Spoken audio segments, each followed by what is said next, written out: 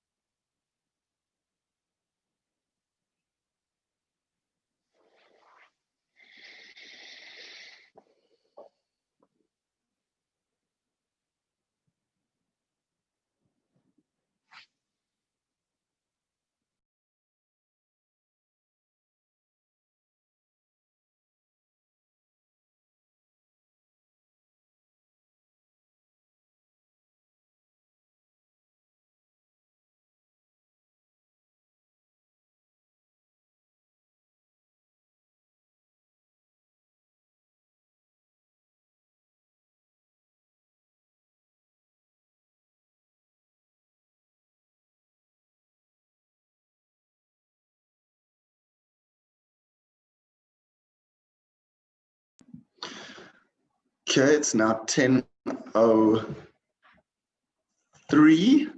Perhaps we'll give it 1 precise minute, and then we'll be ready to roll.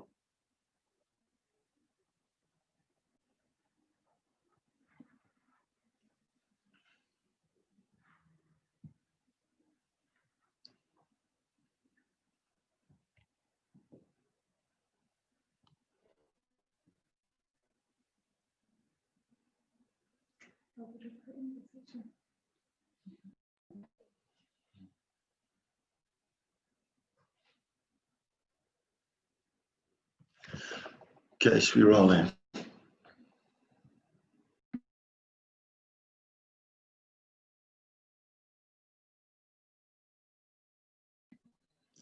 All right, perhaps we should get rolling, and people will join as is convenient. I would like to welcome everybody to the launch of the Netstar Connect Report.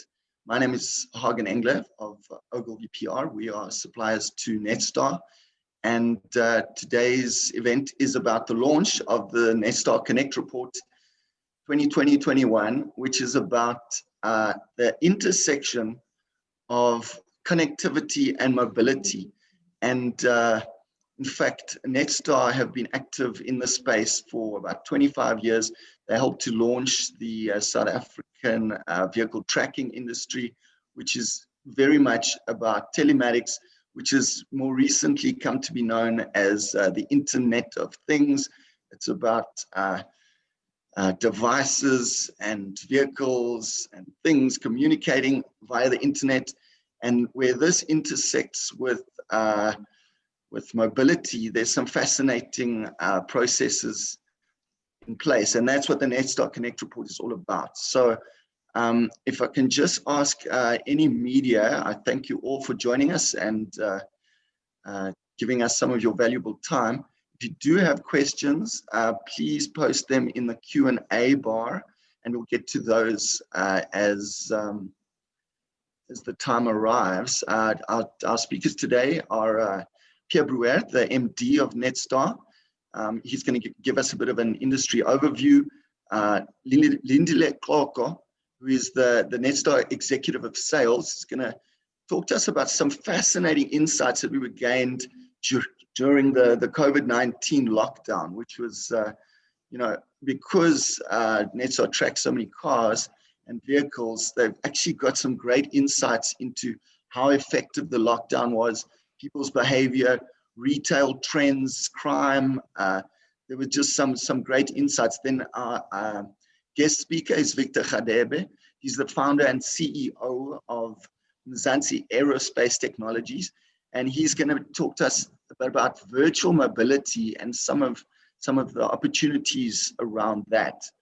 And then finally, a man who's got a lot on his plate today is Francois Stolz. He's the Netstar Chief Technology Officer, and he's going to actually be speaking for the bulk of today's presentation about things like connected fleets, a fascinating partnership that Netstar have with Toyota around connected cars. And he's also going to give us a bit of an overview of the Netstar Partner Survey into industry attitudes towards connected mobility.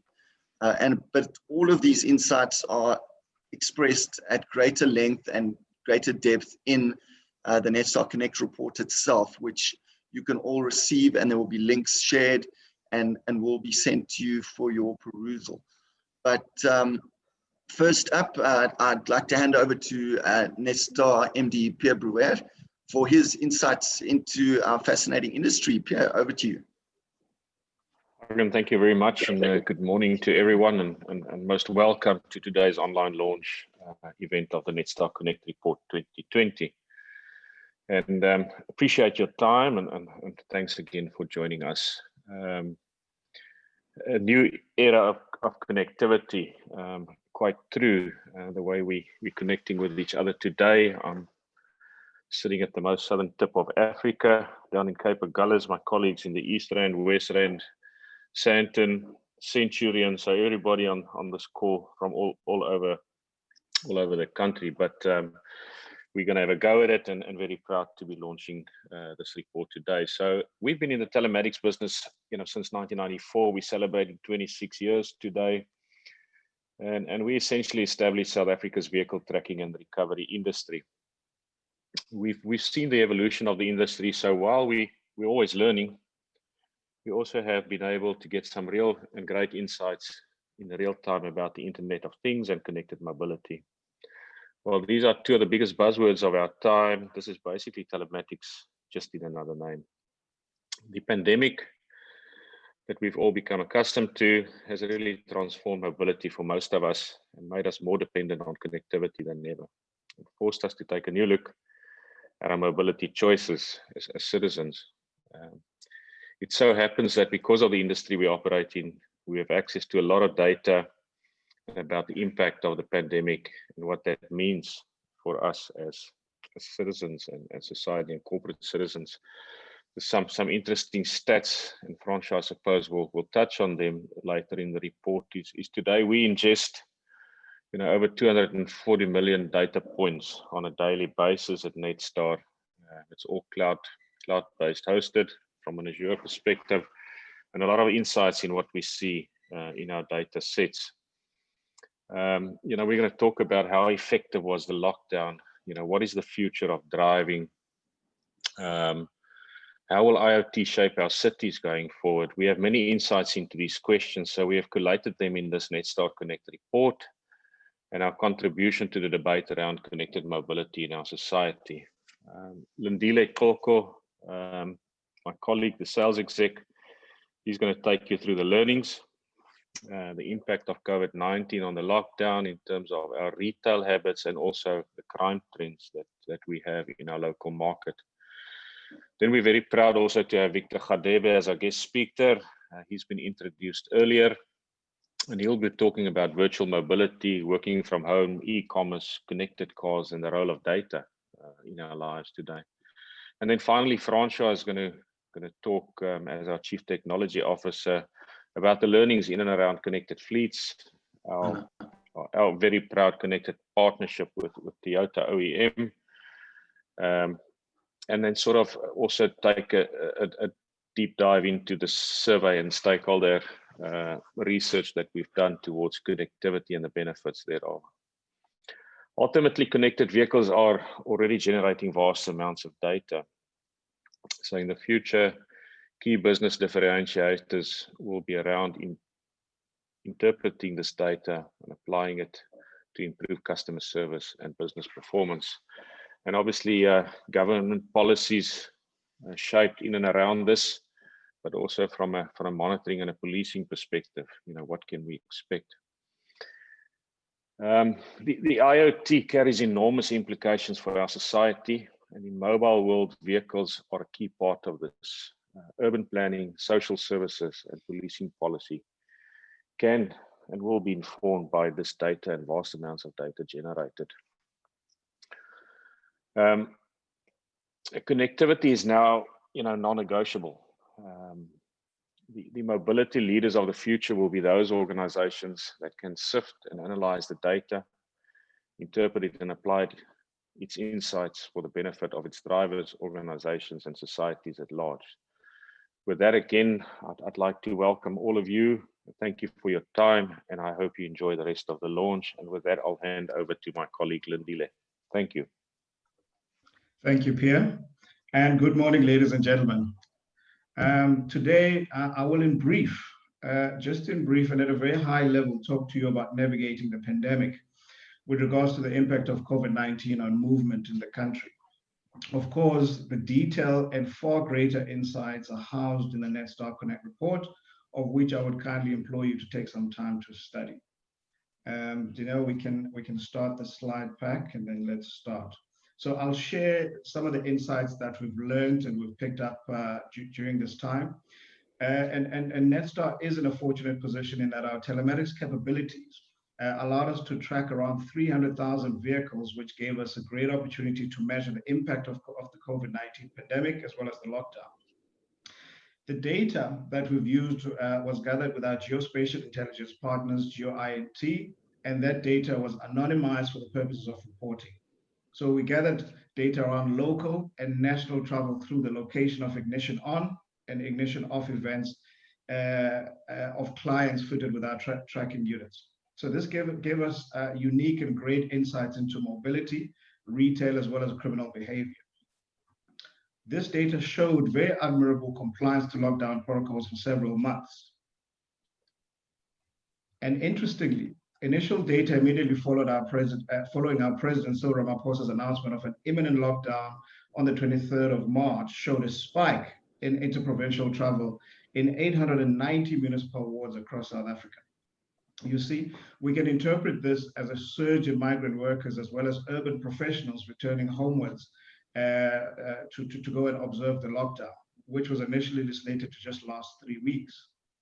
But from here, the movement of private vehicles almost stopped altogether. We saw almost nil movements at that time, except for commercial fleets that needed to still transport commercial goods, which shows a high level of lockdown compliance. And this is quite an interesting note for us to see.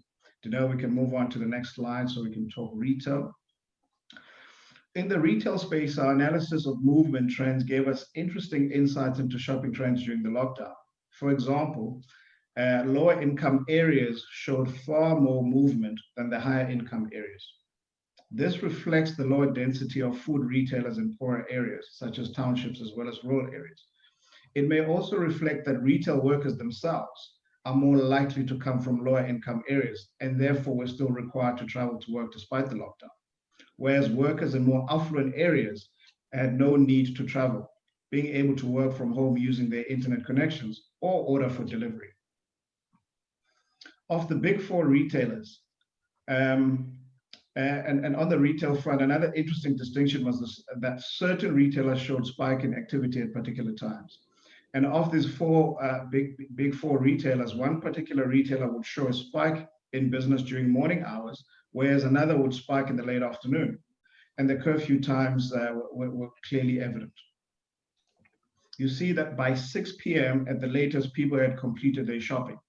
An unexpected trend was that these shopping patterns persisted even after the curfew was relaxed. And in many cases, we established a habit of doing our shopping early on in the day. And we stuck to it, interestingly. So it may seem that the days of doing our evening shopping after a long day in the office may be over. So the pandemic, as well as the lockdown, is changing habits. And now we can move on to this next slide. Thank you. In terms of lockdown crime trends, the priority crimes that we do track, such as hijacking, armed robbery, and housebreaking, show that the lockdown severely cramped the style of our country's criminals. For instance, incidents recorded in South Africa during the month of April showed a staggering 71.8% drop from the previous month.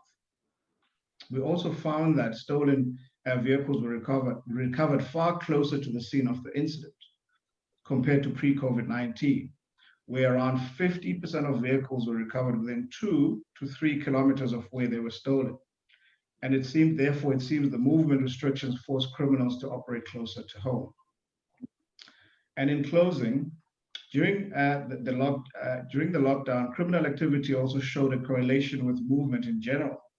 Where there was more movement, there was a greater propensity for hijackings and vehicle theft, as reported in the Netstar data. The busier wards would generally tend to experience higher crime levels. And as mentioned, this information is expressed in greater detail in the Netstar Connect report. This is just an amuse-bouche, a taster, if you will. And with that, I'd like to introduce you to Victor Hadebe, who is the founder and CEO of Mzansi Aerospace Technologies. He will talk to us about the rise of virtual mobility and the emerging opportunities for fleet analytics. Thank you. Thank you, Lindile. Good morning to all members of the media and my fellow Netstar panelists. It gives me pleasure to be sharing this platform with senior executives of one of the leading companies that are in the cutting edge of connected vehicle technology. The rise of Internet of Things in the mobility space has seen not only vehicles being connected to some control centers, but vehicles are being connected to other vehicles, termed V2V, and infrastructure, V2I, and also V2X, which is vehicles to just about everything. This connectivity has not ended there, but has been extended to people traveling in those vehicles. Wearables that are connected to smartphones, which in turn are connected to vehicles, are transmitting data that could shed light on how those vehicles are being driven, with huge benefits for management of risk by insurers. This has seen the rise of usage-based insurance or insurance telematics, which has shifted the responsibility of managing risk from insurance companies to insured individuals. Those motorists who choose to drive safer are benefiting from reduced premiums because they no longer have to subsidize reckless drivers. This is the age of hyper-personalization. Well done to Netstar on a great report around the changes in mobility patterns during the lockdown period. What I'd like to talk about today is the emergence of another form of mobility, which has been fueled by COVID-19 lockdown.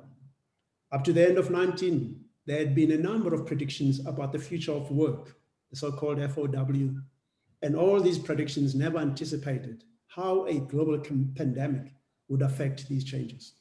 We all agree that work is no longer a place we go to, but it is the sum of all those activities we take with us everywhere we go, including our bedrooms, unfortunately. The concept of work-life balance has been an illusion and has affected the way we live. The future of work will never be the same again. Work from home, or WFH, another buzzword, has become a buzz phrase, thanks to this prevailing thing, which we will not give it any more airtime than it deserves. WFH has accelerated what we term virtual mobility, where things are coming to us instead of us going to them. Companies like Amazon seem like they were made for this pandemic. In 2020 alone, Amazon's market capitalization grew by a whopping $750 billion, and its founder, Jeff Bezos, maintained his title of being the richest man in the world by far. The rise of e-commerce and working from home will have a huge impact on the South African transport industry, with less kilometers being traveled. With most companies having opted to give their employees an option to work from home, permanently so, we are seeing less traffic during peak periods. Whilst this should be welcomed for lowering some of the transport industry's wicked problems like congestion, crashes, and emissions, various industry players like Netstar and insurance companies will have to reinvent themselves. This brings the whole issue of big data. Various studies had predicted that by 2020, over 50 billion things would be connected to the internet and would be collecting tons of data. Over the past 5 years, we have seen various companies that are collecting this mobility data starting to think about how to monetize these data sets that they have been collecting. And I'd like to believe that Netstar is no exception. The company is tracking over 300,000 connected vehicles, which are also connected to other vehicles or infrastructure or to the whole range of other devices like smartphone, wearables, etc. I cannot begin to imagine the wealth of this data and how useful it can be to solve some of the nation's transport problems. Let's now look at how we could put all this big data into good use with data analytics and artificial intelligence. The first branch of this data analytics is diagnostic analytics. Traffic authorities and insurance companies are always keen to know what caused a particular crash. With the connected vehicle data at our disposal, we can recreate a crash scene for up to 5 minutes before the crash took place. We can tell which car was traveling at what speed and which lane. We no longer have to measure skid marks to determine the speed of those vehicles when they got involved in the crash. Diagnostic analytics will give us a full report of what actually happened prior to the crash taking place. Another branch of analytics is descriptive analytics. For traffic officials, they no longer need to go on the roadside to observe traffic. They can do so in the comfort of their control centers because they have all the data sets at their disposal to do so. But I'm sure Minister of Transport will be on a festive season campaign along the major routes in this December period. Next, let's talk about predictive analytics. This becomes more interesting. This analytics from diagnostic and descriptive analytics helps us build some patterns of what is most likely to happen. I know Netstar can tell by its data where you are most likely to be hijacked or crash your vehicle. Lastly, and most interesting for me, is prescriptive analytics. Imagine if you were to ask your insurer how much you wanted to pay for your Range Rover. If you say not more than 1,000 Rand, imagine if they can prescribe to you the driving behavior that you must adopt to stay within that risk profile. For drivers of Range Rovers, this could include no harsh acceleration, keeping to speed limit, and avoid driving at certain hours, which could be difficult. You could have a variable insurance premium depending on how you drive on a particular month. This is what I'm experiencing with my current insurance telematics that I bought. It is possible. In the final analysis, I'm sure you have heard that data is the new oil. However, I'd like to add a caveat to this notion. Unless you can subject most of the data you collect to rigorous analytics, it will just be another carbon footprint.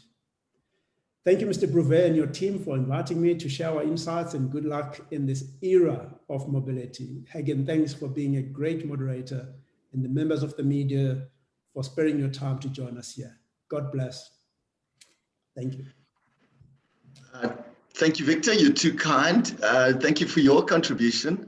Great insights into, I was particularly interested in that idea of prescriptive analytics, where we're trying to analyze the way things should be, to perhaps have a look at the way things might be, the future of connected fleets and some of the commercial opportunities, and also learnings from Netstar's partnerships with major OEM.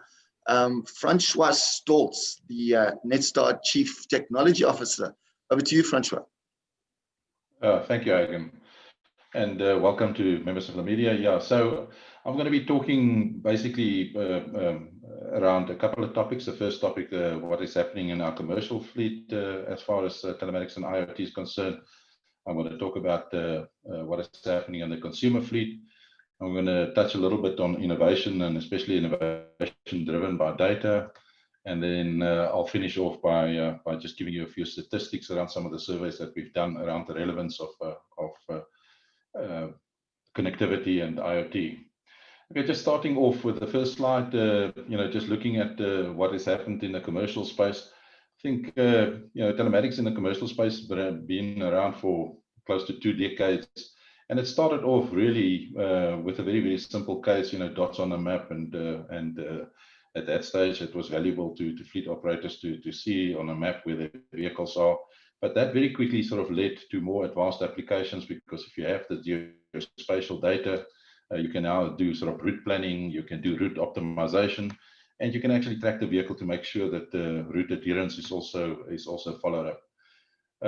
So from there, we sort of moved into putting more sensors in the vehicle. We measured the engine data, we measured temperatures and door sensors and so on. And that allowed us to manage the vehicle itself better. And that now led to efficiencies in the way that the fleets operated the vehicles. I think these sensors that were added to the vehicles also allowed us to start measuring driver behavior. Not only driver behavior to make sure that the drivers become better drivers, and they change gears and so on at the right time and so on, but also to become safer drivers. I think the sort of more recent trend, or the latest trend in the sort of commercial space, and it's very relevant in South Africa. Everybody saw on the news last week what was happening on our roads and the burning of the trucks and so on. But I think the whole concept of cargo security and driver safety is becoming extremely relevant. And a lot of our focus at the moment is to build solutions around that space, and especially predictive analytics to prevent drivers from driving into these scenarios before they actually end up in the scenarios. Okay, moving on to the next slide. There's one particular use case that I just want to highlight, because I think this sort of embraces some of what I've just been telling you. We were approached by Patco some years ago. They had some huge problems with safety, and in particular, they had a very bad fatal accident on that Malotu road to Mpumalanga. And they asked us if we can help them with technology to make their bus fleet safer. We, in addition to the normal telematics and IoT, the sensors that we put on the vehicle, decided to put quite an extensive camera solution on the vehicles, and we fitted forward-looking cameras that looks at the road, driver-facing cameras, and even passenger-facing cameras and so on. And all of these sort of video clips, as well as the telematics data from the telematics devices, were brought into a bureau service where we had some digital inspectors that was looking at these video clips, making sense of them, and using sort of AI algorithms to help them make sense of the data, and then putting it into a report, a useful report back to Patco that they can do the necessary driver intervention. This project was so successful that Patco just renewed with us again. And in the renewal process, they showed us some of the statistics. And one of the exciting statistics is that during this period that we ran the service for them, they reduced their accident rate by 70% and their claims by 36%. Okay, so moving on to the next slide. So still staying with the sort of commercial fleets, I think, with connectivity and specifically bi-directional connectivity in the vehicle, you now make the driver part of the fleet management ecosystem. And just by means of explanation, what does it mean? It means the fleet operator can push data to the driver, whether these are jobs or routes, and these can be displayed in the vehicle on a display or on a smartphone. And similarly, the driver can then provide data back to the control center, job was completed, or requesting the next job and so on. So, but over and above that, we also now starting to put broadband connectivity in the vehicles, and including commercial fleets.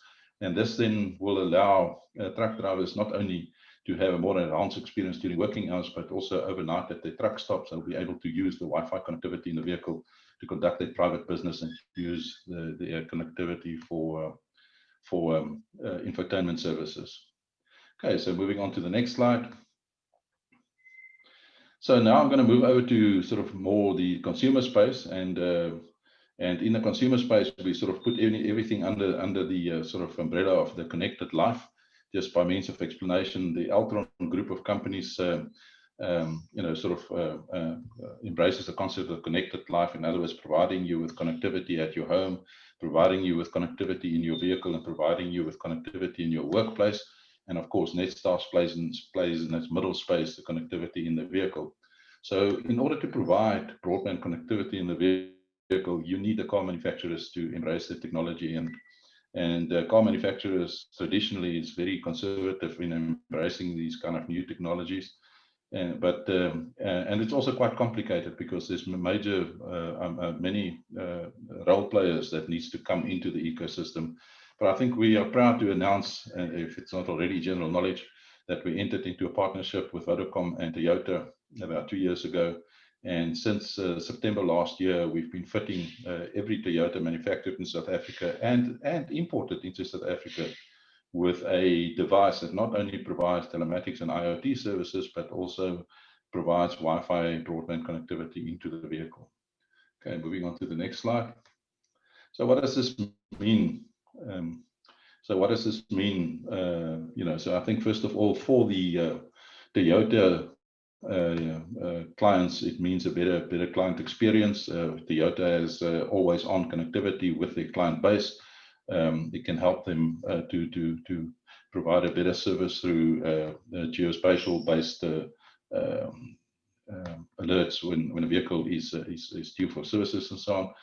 But I think also for the consumer itself, there's huge benefits. Using the Wi-Fi connectivity in the vehicle, the kids can now sit on the back seat and watch Netflix on the way to Durban and not disturb the parents. The parents themselves, can use productivity services on the way to work. You can do your Zoom meeting or your team meeting, of course, without video on the way to work, and making sure that you use your hands-free kit.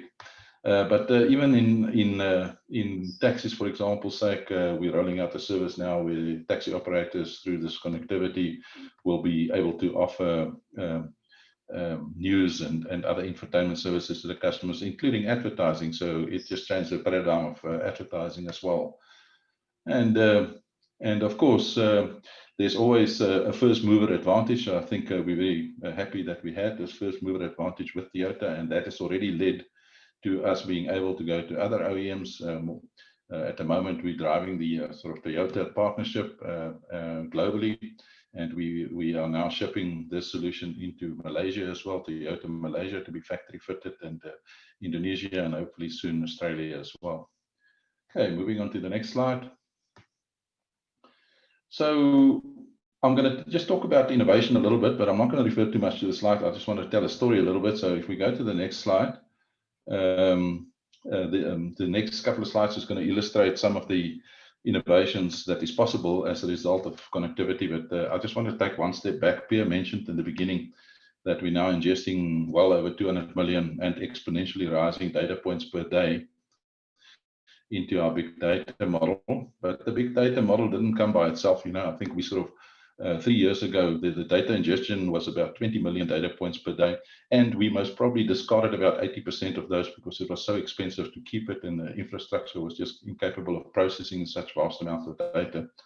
But we engaged with the Stellenbosch University and a couple of postgraduate students to do a study for us on best practices around the world. What does the big people do, like Amazon and these guys with big data? And using those practices, we built our own big data platform that was launched a couple of years ago. And now we ingesting an enormous amount of data, like Pierre says, and exponentially rising. But the beauty is we're not throwing any more data away. So this data is available. Victor alluded to the fact that for data models for AI to work, it needs extensive data. So we now, in the next phase, are rolling out various AI-based services and machine learning services on top of this huge data pool that we have. So just moving on to the next slide. So all of this is in your report that will be distributed. So I'm not going to read through it. In fact, I want to talk about two use cases or scenarios that is not in the slide. Victor spoke about the 4 models presenting data, sort of historical data to predictive data to prescriptive data. So data prediction is not, it's not a dream, it's real. We have already launched 2 services. The one service that we launched is what we call a collision avoidance system. And what this does is on the mines, you have these massive vehicles, and then you have smaller vehicles and pedestrians, and they can't see each other. And using our system, we can do prediction on the trajectories of the vehicles that the collision is likely to take place, and then warn the drivers accordingly, or even in some cases do automatic intervention to bring the vehicle to a standstill and so on. Similarly, you don't want to report on an accident after the accident has occurred. You want to predict that the accident is likely to follow and take the driver off the road before that happens. And to do so, you've got to be able to measure drowsiness and fatigue and so on. We now have camera systems with AI algorithms that can sense when the driver is getting tired by looking at his behavior and the blinking of his eyes and so on. So that is already a service that is out there, and it's real. There's also in our report a case study, Safe Travel to School program. It's a program that we ran in the Western Cape. But as we're running out of time, I would suggest that you guys just read up on that in your own time when you get the full report.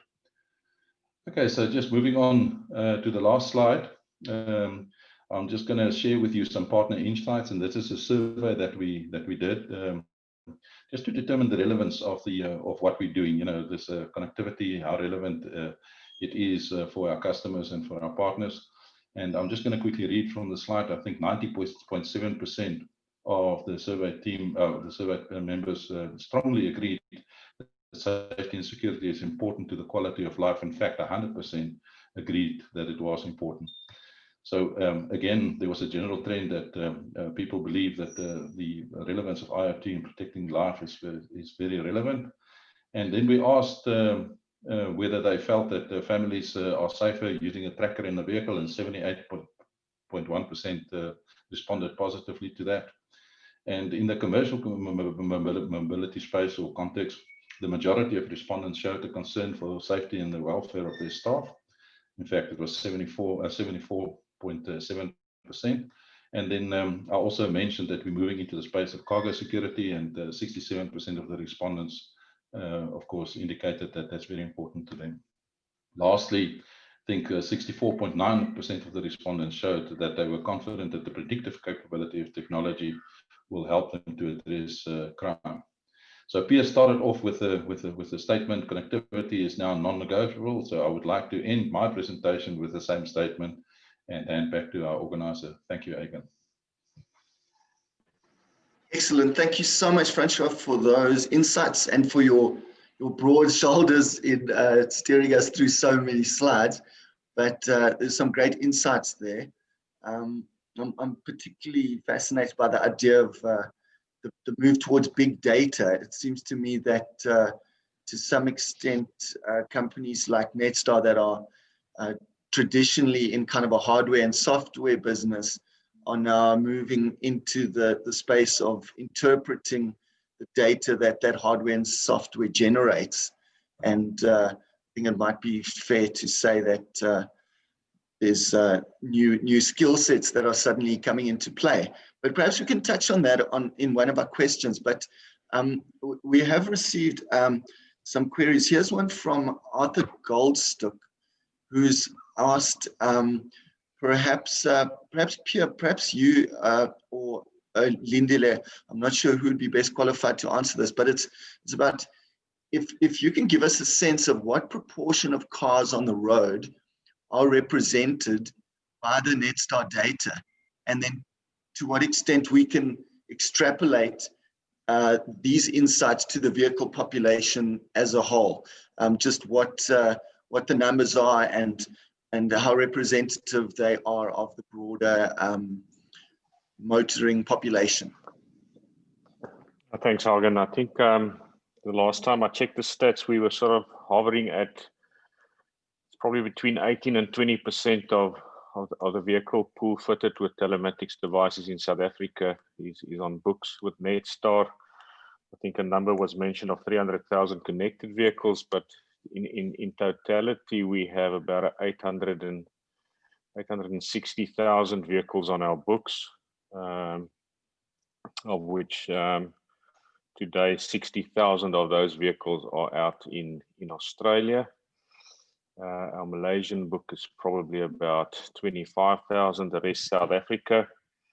Maybe on the Toyota, just from a forecast point of view, it's a 5-year contract. We currently have about 120,000 connected hotspot Wi-Fi vehicles in South Africa with a contract to fit 600,000 Toyotas over the next 4 years. So still a way to go, and from a strategic point of view, hoping to increase our market share in all the territories we operate in. From an active device point of view, although we count vehicles, we fit more than one device in certain vehicle types and fleets, especially in the commercial sector. Active devices that we ingest data from at this point in time is in excess of 1.3 million active devices out there. And perhaps, Hagen, to add to what Pierre said, for context for Arthur. So Arthur, there's an estimated 12 million vehicles on South African roads. Just to put what Pierre has just said in context. So if there's about 12 million vehicles on SA roads, and most of that are passenger vehicles, with about 6.8 million of those are passenger vehicles. And then the balance of that is made up of light delivery vehicles, as well as the big long haul fleet trucks that do either long haul logistics, oil, produce, so on and so forth. So keep the number 12 million in mind. Then the vehicles that have telematics devices across all of the players in the industry, as Pierre said, the more recent number is that there's 30% of those have telematics, right? Which then will equate to about 3.6 million actually have telematics. The others, people may deem them too low cost, or there's no requirement for them to put telematics devices. So 30% are telematics. Then of the 3.6, Netstar has about 22% of those, with the numbers that Pierre is talking about. And then the sample size that we use for this particular exercise is 10% of the 3.6. So then the sample size of 300,000 represents about 10%, which we think that is quite representative, because it is national in geography, and it's a decent enough sample that is representative of the trends of the country during the lockdown pandemic. I hope that that answers you, Arthur. Thank you. Yeah, excellent. Thank you, Lindile and Pierre. Just another query that occurs to me, particularly when we're talking about the future of mobility. I'm just wondering, perhaps Francois, you would be in a place to speculate around the future of vehicle ownership. There's always been this model of vehicles that are privately owned. We get bank loans, we pay them off, then we own these vehicles. Lately, there's been the rise of mobility on demand with Uber, and there was the thought that perhaps we would all do away with our cars and save a few grand a month and just an Uber around the place. I'm just wondering what your thoughts are in the vehicle ownership space, private ownership, vehicles on demand. What trends are you seeing, and how do you anticipate this space moving in terms of connected mobility and the implications for Netstar as well? Yeah, so I think, Hagen, we touched on it in the report as well. I think there was definitely a move towards sort of car sharing, and of course, the technology space that we're operating in is very relevant in that space. One of the key issues is also to provide remote access to a vehicle for those people that's in a car sharing pool. And in Australia, we were sort of leading the demand. Car sharing in South Africa is still very much in its infancy. But as we stated in our report, I think as a result of COVID at the moment, there is a bit of a slowdown in demand in that space. I think people prefer to travel in their own vehicles and so on. But I think it's inevitable, with the amount of traffic on the road or whatever, we will move more towards shared cars, and this kind of technology is very relevant in that space. Thank you, Francois. I think a final question for you, Pierre. It's around learnings from IoT. Obviously, IoT has become a buzzword in the last few years, but as you mentioned, Netstar have in fact been in the IoT space for decades. So I'm just interested what your learnings have been around this, how to navigate the IoT space. What do you do with the data? How do you put it to use? And what advice would you have, for people entering the space in terms of making optimal use of IoT and devices that are generating so much data? Yeah, I think, Hagen, thanks. Let's see if I'm off mute. Yeah, the recent sort of global pandemic has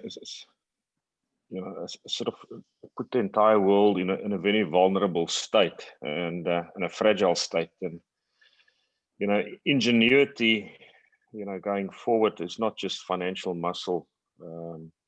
It will become a source of advantage.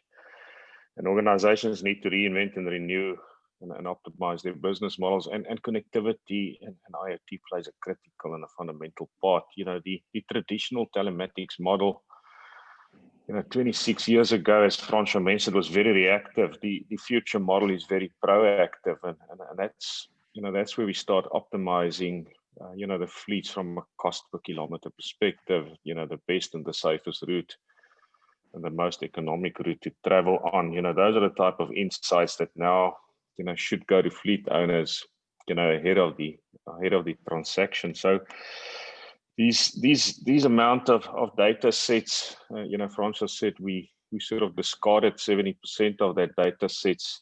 Traditionally now we sort of keep everything. So from an insurance vertical, an important vertical for our business, we've really managed to support our insurance partners in mitigating and managing risk in and around their customers, and sort of create that behavioral platform where they can have conversations and real conversations, with their customers.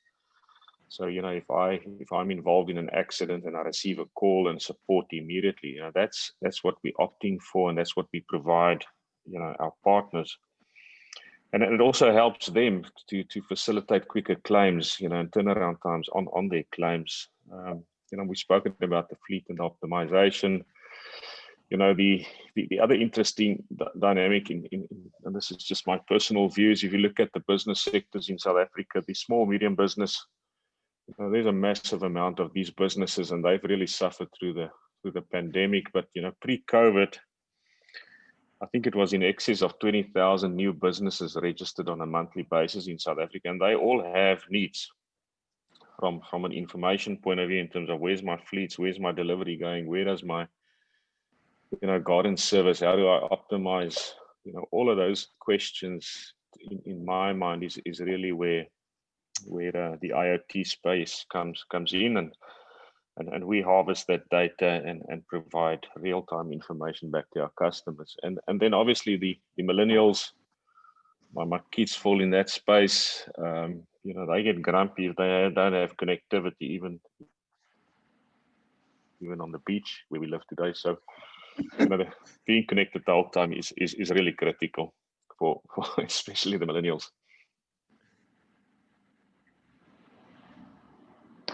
Yeah, Piers, thanks so much. I mean, I'm just struck by the fact that we're so squarely and categorically within an information space. It's about harvesting information, as you said, and using it to gain insights, and perhaps in a space where some of the technology becomes commoditized, and it's all generating the data.